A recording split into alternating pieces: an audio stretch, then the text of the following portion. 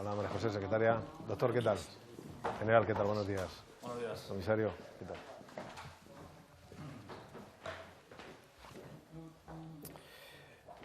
Muy buenos días, muy buenas tardes ya. 12:25, una hora menos en Canarias. Comienza la rueda de prensa de los responsables técnicos que esta mañana se han reunido en la reunión del Comité Técnico de Gestión con el presidente del Gobierno. Presentamos, como cada mañana, al doctor Simón, director del Centro de Coordinación de Alertas y Emergencias Sanitarias, a la secretaria general de Transporte y Movilidad, María José Rayo, al general y director de gabinete del jefe del Estado Mayor de la Defensa, Carlos Pérez Martínez, al general y jefe del Estado Mayor de la Guardia Civil, José Manuel Santiago Marín, y al comisario principal y director operativo de la Policía Nacional, José Ángel González. Doctor Simón, muy buenas tardes. Hola, buenas tardes a todos. Vamos, como siempre, a dar la información sobre la evolución de la epidemia. En líneas generales podemos decir que hoy es un día que se ha estabilizado respecto a los días anteriores, en esa tendencia descendente que estamos observando, pero hoy toca uno de esos días en los que no hay grandes variaciones. Sí que es cierto que si hacemos los análisis según los diferentes tipos de información que tenemos respecto al diagnóstico, saben que estos días estamos hablando del incremento de las pruebas de anticuerpos, de las que indican que una persona ha podido tener la enfermedad previamente sin que sea un caso activo en este momento. Las series estaban sufriendo algunas distorsiones que no eran fáciles de interpretar. Bueno, en ese sentido sí que podemos hacer una indicación de las pruebas o de las personas diagnosticadas recientemente por cada tipo de prueba, que nos ayuda a entender mejor la evolución.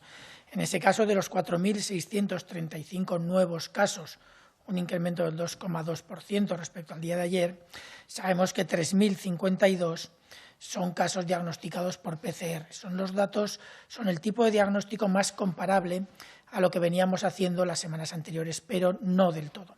También sabemos que el número de nuevos casos diagnosticados por pruebas serológicas son 1.656. La suma total hace los 4.600 y pico que les he comentado hace un momento.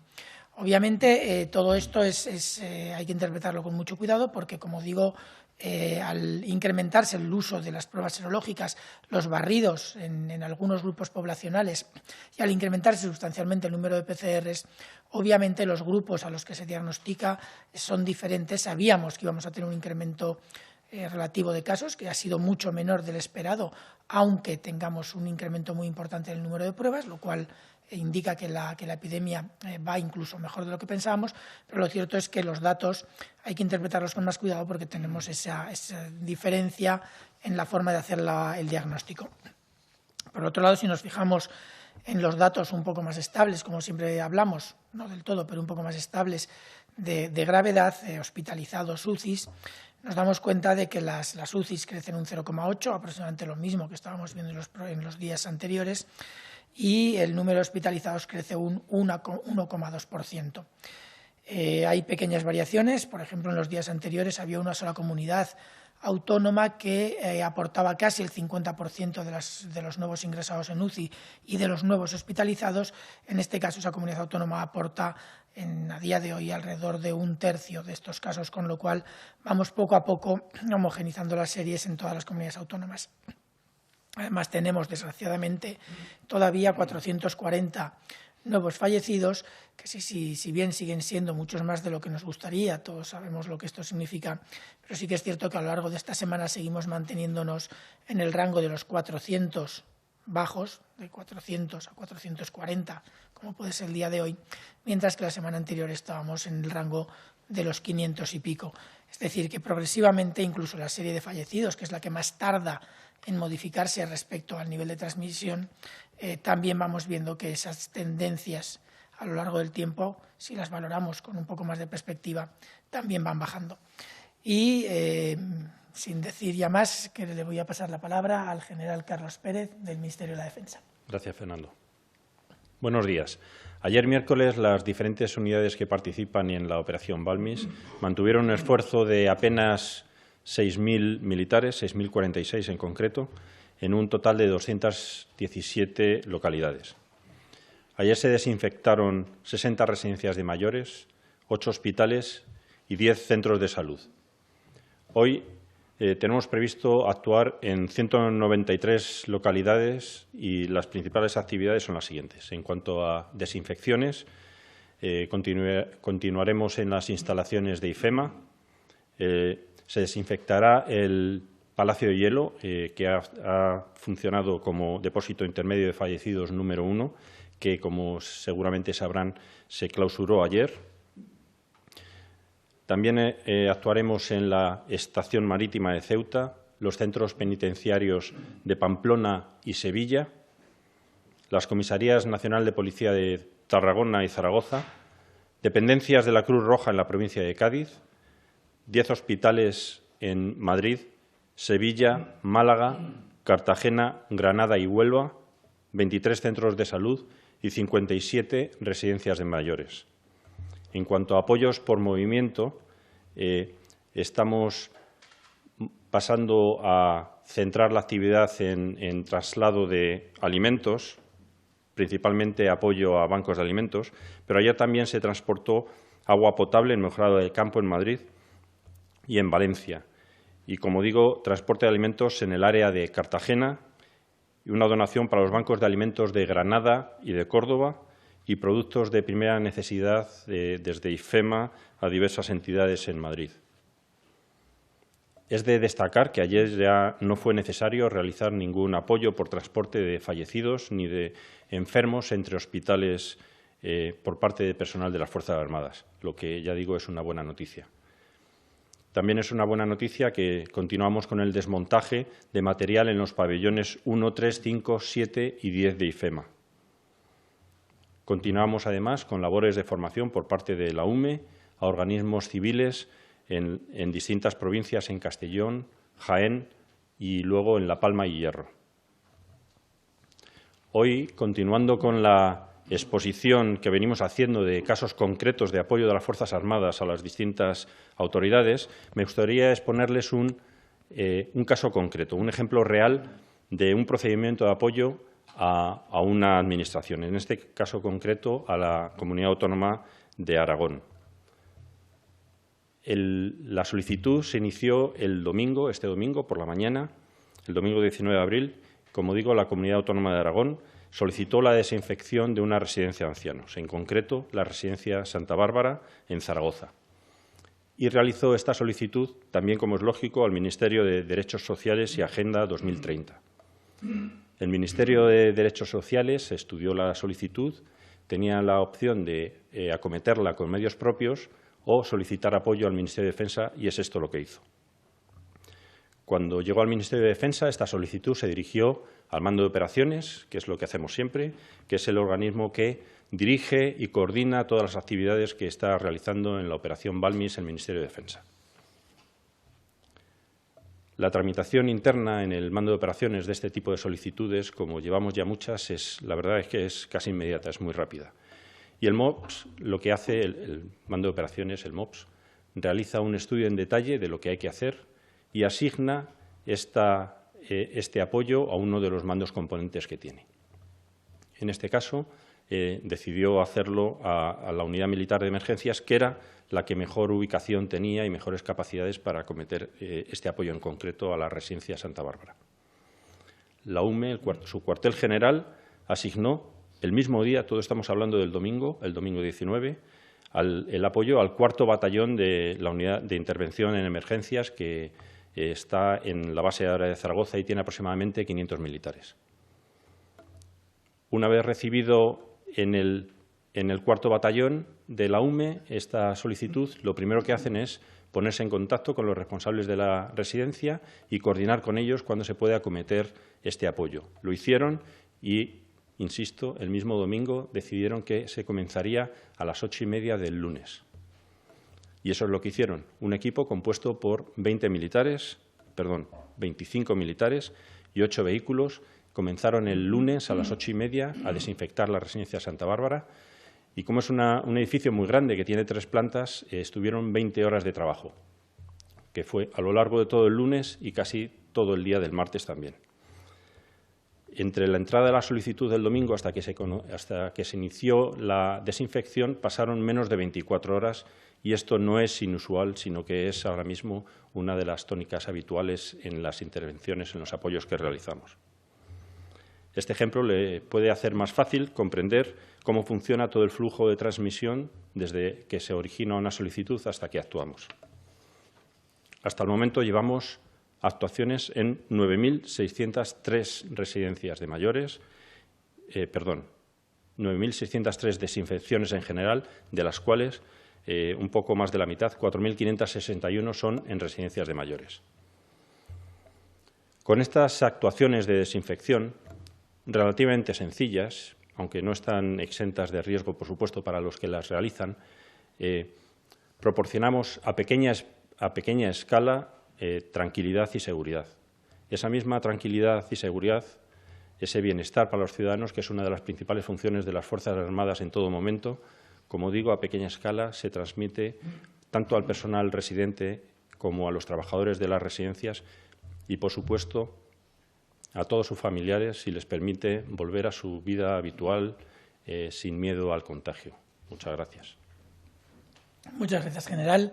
Le cedemos la palabra al general de brigada, José Manuel Santiago, de la Guardia Civil.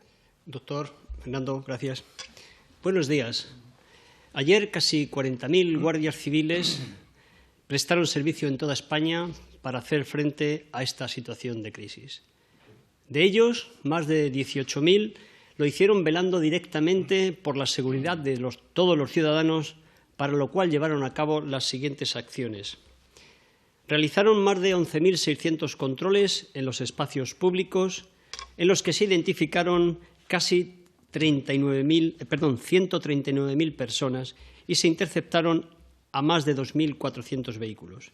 Como resultado de estas actuaciones, se tramitaron casi 4.800 denuncias de tipo administrativo y se procedió a la detención por delitos de desobediencia y de resistencia de un total de 25 individuos.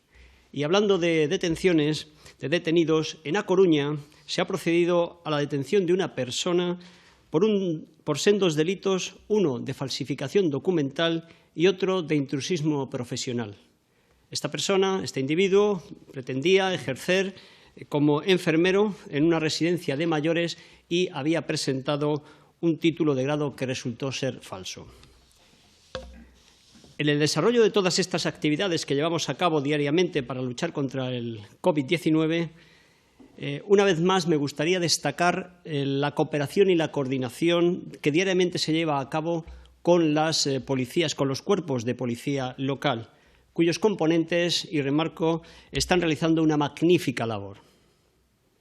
Por lo que se refiere a otro de los aspectos que trabaja la Guardia Civil, cuál es el apoyo y el auxilio a los colectivos más vulnerables y a los servicios públicos que los atienden, en el día de ayer los hombres y mujeres de la institución, de la Guardia Civil, llevaron a cabo un total de 950 servicios de tipo humanitario, rescates y auxilios de todo tipo. Casi 2.000 actividades de protección a víctimas de la violencia de género, 291 entrevistas con centros de salud, con responsables de centros de salud, 298 con responsables de ayuntamientos y 362 con personal de los centros y residencias de personas mayores. Esta actividad, la de apoyo y auxilio a los colectivos más vulnerables, se ha revelado como una herramienta fundamental para conocer cuáles son las necesidades de estas personas y de los servicios públicos y poder atenderlas lo mejor posible, atender sus requerimientos. Fruto de esta colaboración se han podido realizar, ya les he dicho, numerosas actuaciones, pero me gustaría remarcar en concreto dos. Una en Huesca, donde se está apoyando a los profesionales sanitarios encargados de realizar las pruebas de detección del COVID-19, y otra en Córdoba, que en los últimos días están llevando a cabo el traslado de material sanitario a 29 residencias de la tercera edad de varios municipios. Y como guardias civiles, nada nos satisface más que ayudar a los más necesitados. Esta es nuestra misión fundamental, nuestra misión principal y la verdadera razón de ser de nuestra institución. Muchas gracias y un día menos. Muchas gracias, general. Le cedemos la palabra al comisario principal, José Ángel González. Muchas gracias, Fernando. Buenos días. En primer lugar, quisiera expresar nuestras condolencias a la familia del inspector de policía Sebastián Sabariego Rivero, que ha fallecido esta noche en Málaga. Sebas, un hombre muy querido por todos sus compañeros, y le expresamos a su familia todo nuestro apoyo y cariño. En estos momentos en que se empieza a vislumbrar la esperanza en la victoria, quiero nuevamente recordar y agradecer el trabajo eficaz y eficiente que están realizando los más de 70.000 hombres y mujeres de todas las que componen las diferentes policías locales de nuestro país. Cada día demostráis a todos vuestro trabajo siempre cercano, vuestro probado sentido del deber, preparación y capacidad en el desempeño profesional. Si algo positivo tenemos que sacar todos los cuerpos y fuerzas de seguridad, es que cuando hay colaboración, cooperación y coordinación y todos remamos en la misma dirección, todo es muy fácil. En las últimas 24 horas, el número de personas detenidas han sido 84. Desde que entró en vigor el Real Decreto, hacen un total de 2.821. Respecto a las sanciones, en las últimas 24 horas se han tramitado 4.406, que suponen un total de 177.474. Respecto al cierre de fronteras interiores con Francia y Portugal, en las últimas 24 horas se han realizado 163 denegaciones de entrada y se han controlado 17.798 vehículos y se ha realizado una detención. Durante el estado de alarma, la Policía Nacional no ha cesado en su lucha contra la trata de seres humanos ni contra la explotación laboral. Nuestras unidades especializadas continúan realizando una excepcional labor de prevención, detectando las redes de captación y la ruta de traslado de las víctimas, labor que es posible gracias a la continua y excelente cooperación que la Policía Nacional mantiene en el ámbito internacional. Igualmente, se mantiene la investigación de las organizaciones que, aprovechando las circunstancias de debilidad de las personas y sus necesidades, las explotan laboralmente, atacando frontalmente los derechos fundamentales. En este periodo de confinamiento hemos procedido a la detención de 32 explotadores y la liberación de 25 víctimas que estaban siendo explotadas sexualmente, mientras que en la protección de los derechos laborales hemos llevado a cabo 44 operaciones que han finalizado con 53 detenidos. Es de justicia, en este momento, agradecer a la colaboración ciudadana, la cual nos ha reportado 200 comunicaciones. Esta nos llega a través del teléfono 910 50 90 y el correo electrónico trata@policia.es. Dos herramientas donde denunciar este tipo de delitos siempre de forma anónima y confidencial.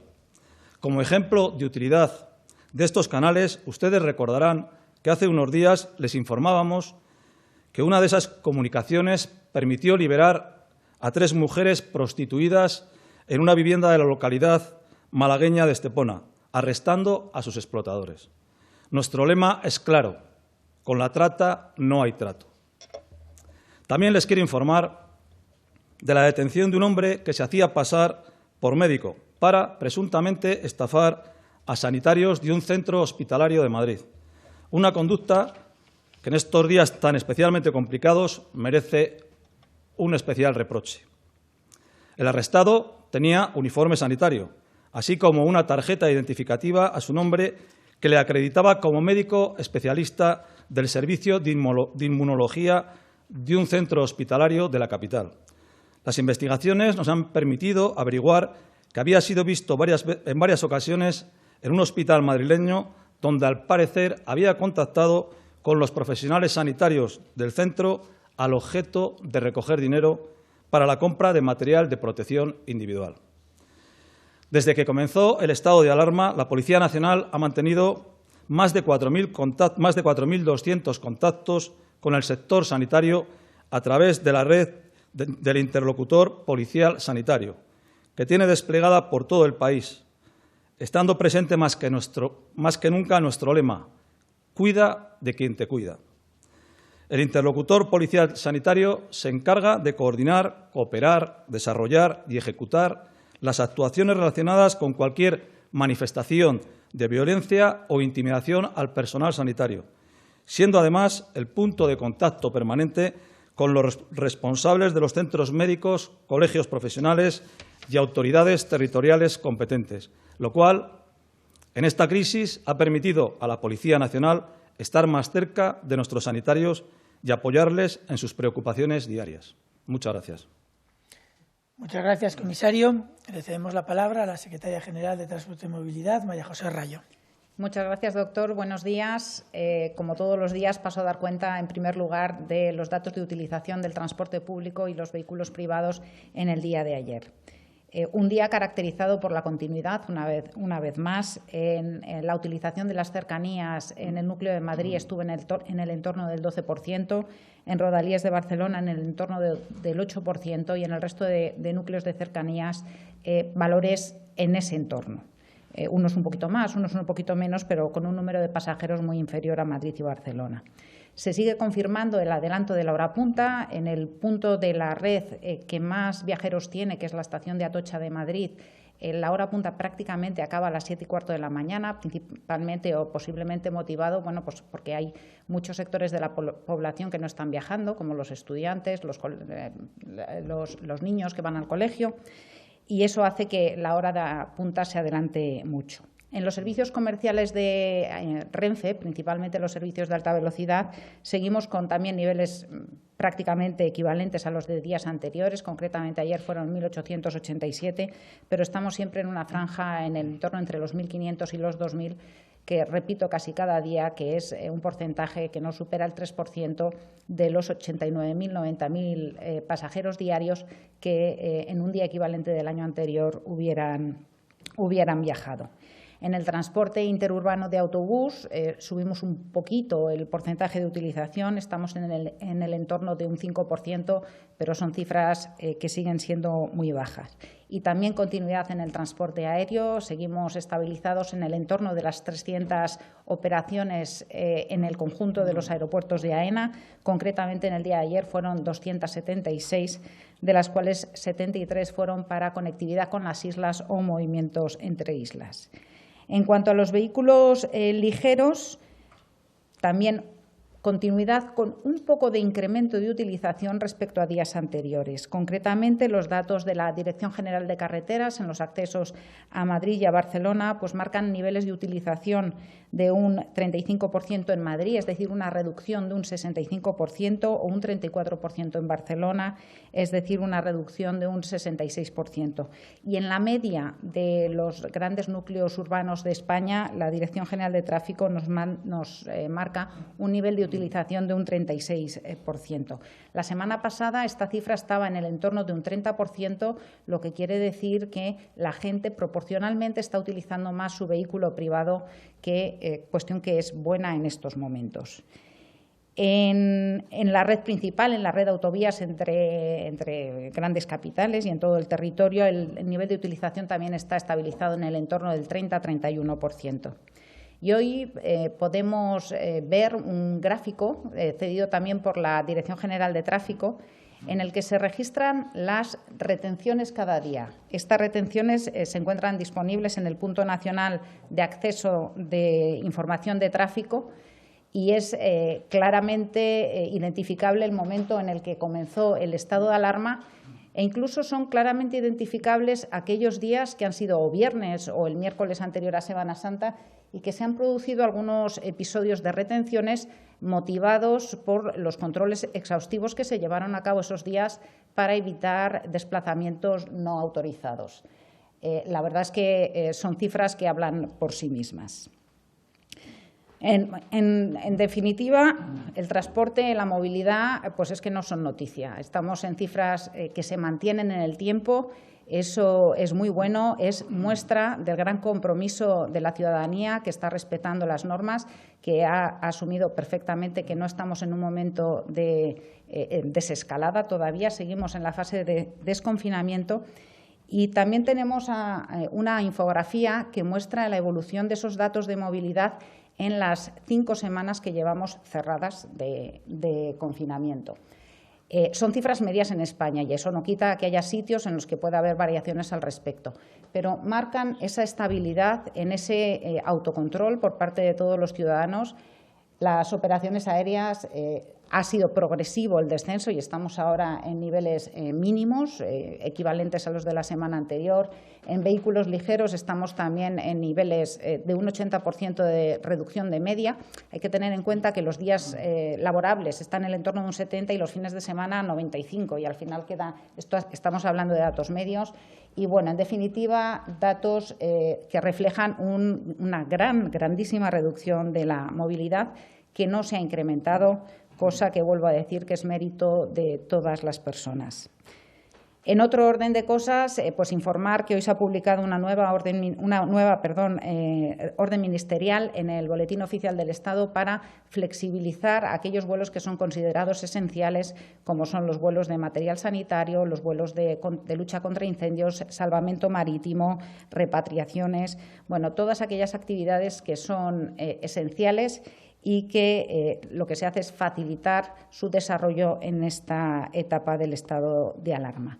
E indicar también que el Ministerio, tal y como ya ha indicado en 2 ocasiones el Ministro de Transportes, Movilidad y Agenda Urbana, está trabajando ya en definir escenarios, en valorar medidas para esa fase de desescalado que nos gustaría que llegara lo antes posible y, en todo caso, en las próximas semanas. Y, en este sentido, ayer se celebró la primera reunión a nivel técnico con representantes de las comunidades autónomas que tienen los principales núcleos urbanos de España, para empezar a trabajar conjuntamente en la definición de ese catálogo de medidas a implementar en el transporte urbano, que va a ser el primero que se vea afectado en el caso del inicio del desescalado.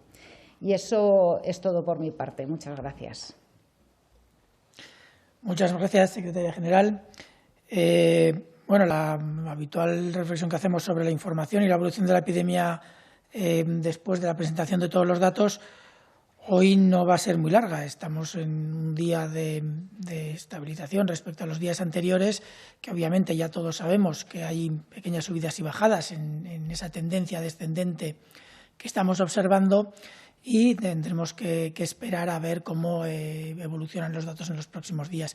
No creo que hoy podamos aportar ninguna reflexión especialmente interesante sobre los datos de hoy, que, como digo, están marcados por esa estabilización que se espera en los descensos, pero también por esos artefactos que nos han ido introduciendo estos días, el hecho de que se realicen muchas más pruebas y muchas más pruebas serológicas, que lo que detectan no es una infección, en algunos casos sí, pero habitualmente no detectan una infección reciente, sino probablemente un poco más, pase más atrás en el tiempo. Así que, como tampoco hay mucho más que decir, creo que podemos pasar directamente a las preguntas. Sí, vamos allá. Hay varias preguntas que se formulan sobre el estudio del Instituto Salud Carlos III. Lo hace Telemadrid, lo hace también Informativos Telecinco. Informativos Telecinco dice: ese estudio del Instituto de Salud Carlos III confirma que había transmisión comunitaria del virus en España desde mediados de febrero. ¿Cree que habría que haber modificado los criterios epidemiológicos entonces para haber iniciado las medidas de aislamiento antes de lo que se hizo? Telemadrid, en una línea similar, pregunta por este estudio. Entró el virus en España en febrero y por 15 vías distintas, no por un único paciente cero, tal y como se creía hasta ahora. ¿Qué importancia tienen estas conclusiones?